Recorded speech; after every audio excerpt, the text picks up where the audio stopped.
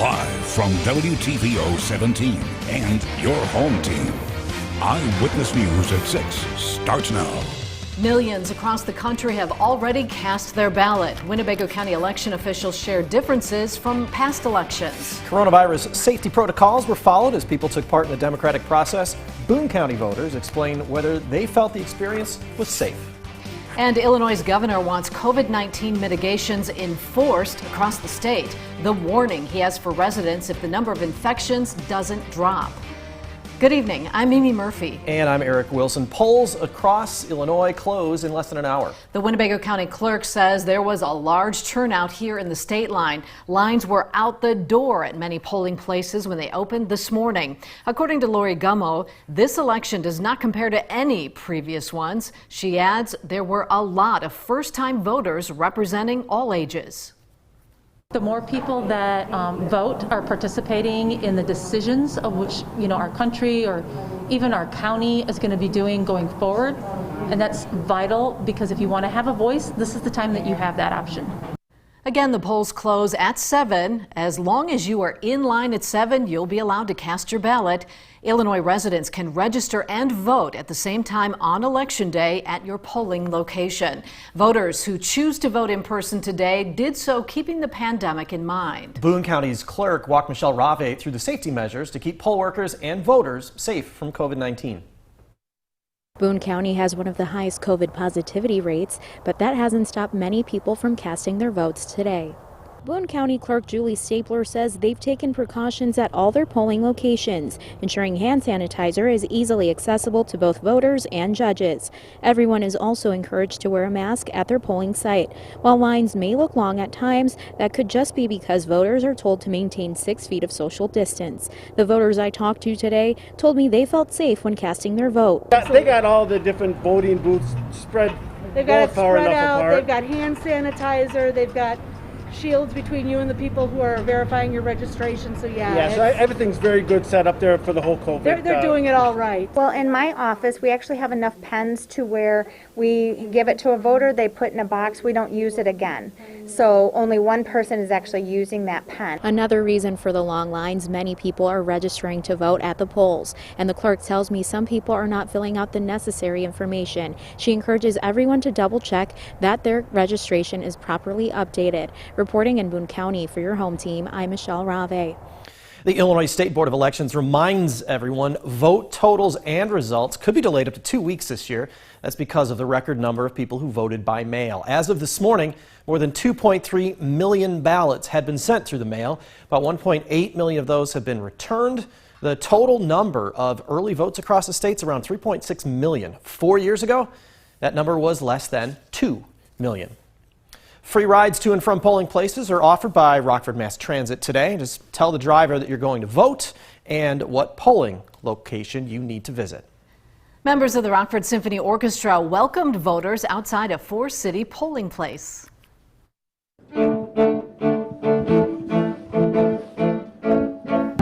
That's principal cellist Mike Beert and his wife Rachel, who plays violin. They played at Our Savior's Lutheran Church on Rural Street this morning. Their music ranged from Mozart to the Beatles. What we're here for is to make sure that people understand that life is going to be okay and that the arts help us to be okay. This was part of a statewide effort. Musicians also performed at polling places in Chicago and Springfield. Nearly 2 million absentee ballots have been returned in Wisconsin. The Wisconsin Elections Commission says that's more than 90% of absentee ballots requested this year. About 1.3 million of those were mail-in. More than 51% of the state's registered voters have already cast ballots.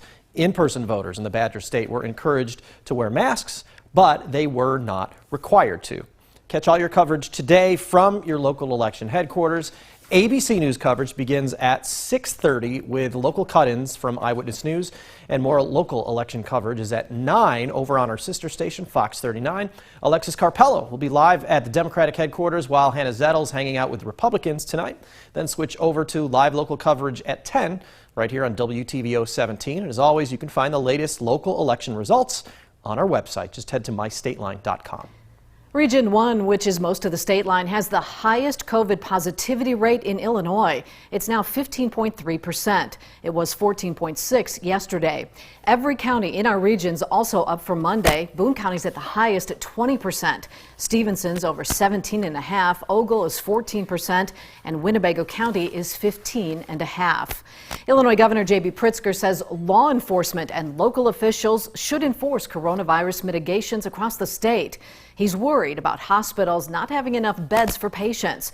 This comes as the Illinois Department of Public Health reports more than 6,500 new infections and 68 additional deaths in the last day. State health leaders recently said regions 3 and 6 are most at risk of running out of beds. Law enforcement, elected leaders to enforce the rules here so that we don't end up with a terrible nightmare of a healthcare situation and people dying because they can't even get treated in their local hospital. Last week, we told you the Illinois Restaurant Association condemned state COVID restrictions. The organization's president argued restaurants are unfairly targeted. One person sent to the hospital after a crash in Rockford. This happened this afternoon at Newport Avenue and Hudson Street. A utility truck appears to have rammed into a car.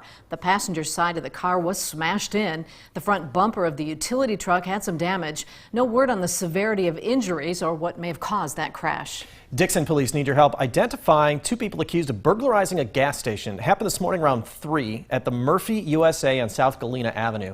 This is who officers say they are looking for. According to investigators, the two suspects left the scene in a white Ford Mustang. If you know who these people are, call Dixon Police or Crime Stoppers. Cherryvale Mall's owner files for bankruptcy. CBL Properties filed for Chapter 11 this week. This does not mean the mall will permanently close. The company says all of its businesses will operate as normal and shoppers should not expect any changes. CBL Properties executives say the filing means the company will try to reduce total debt by about $1.5 billion. Now, your first warned weather forecast with Chief Meteorologist Candice King. I'll tell you what, it sure doesn't get any better than this, what we had this afternoon during the month of November. Lots of sunshine and comfortable temperatures, too.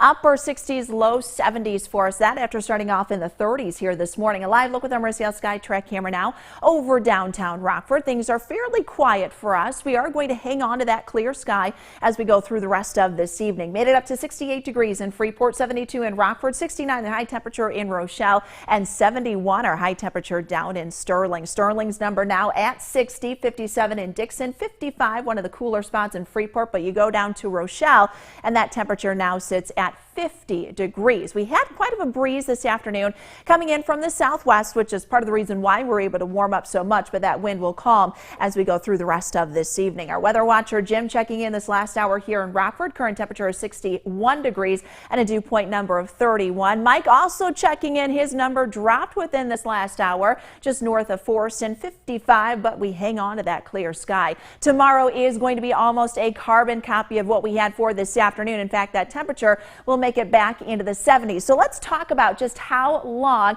and how many times we've had 70-degree days during the month of November. We have to go all the way back to 2008, November 2nd through the 5th. That was the last time we had 3 consecutive 70-degree days or higher during the month of November. 5 consecutive days, 7 consecutive days. That has never happened during the month of November since records have started. And in fact, if Thursday's high makes it to 70 degrees, we will have 7 70-degree day temperatures going straight through the weekend. Now, while as warm as it will be, we won't quite be record warm. I think those records will still hold. 74 degrees, the record high for tomorrow. That forecast is 70. We do get close to that, though, on Friday afternoon, so something to kind of keep an eye on. And on average, our last 70-degree day typically occurs right around October 28th. The earliest we've ever had our last 70-degree day, September 28th, 1959.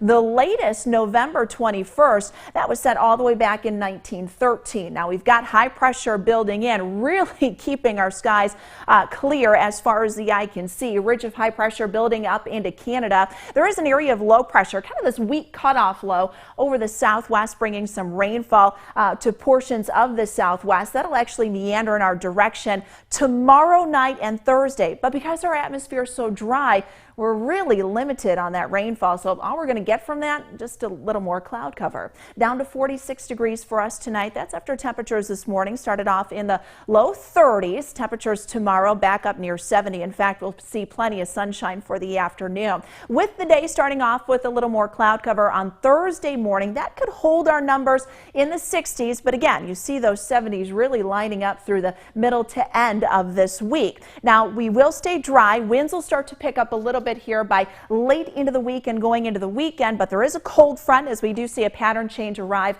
heading into early next week. So guys, that could bring that temperature from the 70s down into the 50s and even the 40s as we head into next week. We won't think about that just yet. Thanks, Candice. Just into our newsroom, President Donald Trump has taken an early lead over Democratic challenger Joe Biden. The Associated Press is reporting Trump has taken Kentucky and Indiana, securing 19 electoral votes. Biden won Vermont. That's worth 3 electoral votes. The road to 270, that's the number of electoral votes needed to win this election. It's well underway. We'll continue to follow the election results as they come in. Now, the Napleton Sports Desk with Sports Director Scott Leber. The Packers are now down 3 players going into their Thursday night matchup with the 49ers due to COVID-19. Yesterday, we learned that running back A.J. Dillon tested positive. Now fellow running back Jamal Williams and linebacker Kamal Martin have been placed on the reserve COVID-19 list because they were in close contact with Dillon. So with Williams and Dillon both out and Aaron Jones still doubtful for Thursday with his calf injury, that will leave practice squad back Dexter Williams and receiver Tyler Ervin as the Packers running backs. Aaron Rodgers was asked today if he's okay with the game being played Thursday with a COVID case now on the roster.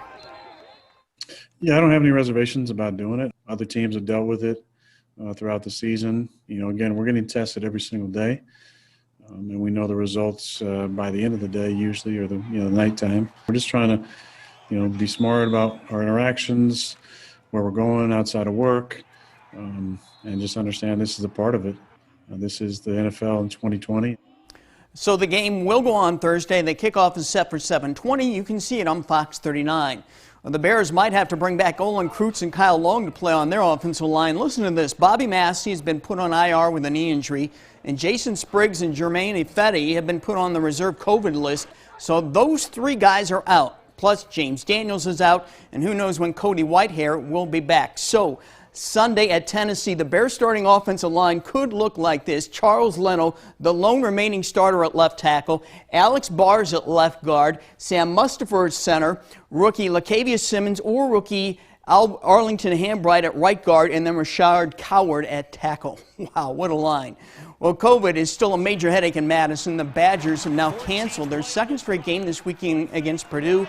15 players and 12 staff members are still considered to be active COVID cases. Barry Alvarez says there has been some improvement in the testing numbers, but not enough to resume normal football activities. The Fighting Illini are dangerously close to ending up in the same boat as the Badgers. They had to sit 14 players, including starting quarterback Brandon Peters last Saturday. The Illini are scheduled to host Minnesota this Saturday, and Lovey says his team can't afford to lose any more players. We can't afford to have another group of players go out. We're right at the border to be able to really, practice the way we would like. That's why we have to really concentrate and stay in the protocol and do what we're supposed to do to be able to continue to play ball. Our first warning interactive radar brought to us by Rockford Auto Glass and More will stay fairly quiet through not only the night tonight, but also the next several days. In fact, radar is going to stay pretty calm. Nothing but sunshine as we go through the end of this week, and those temperatures climbing into the 70s. It is going to feel very, very nice out there, but a pattern change early next week, guys, will bring us back down into the 50s, and we could see those temperatures tumble even into the 40s with our first chance of rain. So if you've got stuff to do, I know a lot of folks said, hey, I got some raking done, I got my yard work done. This week is going to be that great week to do that. Yeah, no excuses to get out and do exactly. things. Yeah. Thanks, Candice. And thanks for watching. Stay with us this evening for election coverage. Stay safe.